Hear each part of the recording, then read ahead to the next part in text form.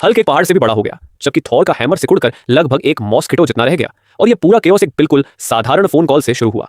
किसी ने हल्क को कॉल किया और फोन की वाइब्रेशन से पिम पार्टिकल्स से भरी एक ट्रे हवा में उछल गई। एंटमैन तुरंत लैब टेबल से कूद पड़ा और ज्यादातर पार्टिकल्स पकड़ ली, लेकिन एक पार्टिकल सीधे हल्क की नाक पर जा गिरा।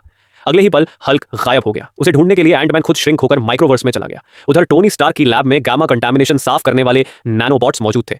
टाइनी हल्क उन्हें तोड़ फोड़ रहा था, लेकिन जब एंटमैन उसे वापस लाने की कोशिश करता है, हल्क एक पिम पार्टिकल देख लेता है और उसे स्मैश कर देता है। इंपैक्ट से येलो पार्टिकल्स का एक बर्स्ट निकलता है जो हल्क और एंटमैन दोनों को हिट कर देता है। दोनों का साइज अनकंट्रोलेबली बढ़ने लगता है।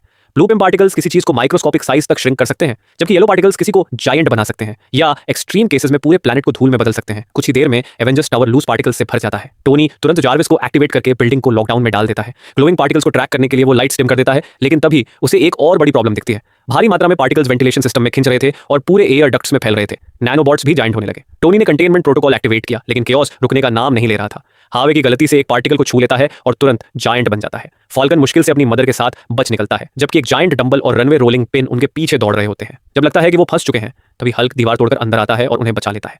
शुक्रिया कहने के लिए फाल्कन की मदर उसे कुकीज का एक बॉक्स देती है, लेकिन हल्क रिवॉर्ड एंजॉय कर पाता उससे पहले ही एक ब्लू पिम पार्टिकल उससे टकरा जाता है और वो पल भर में फिर से टाइनी हो जाता है।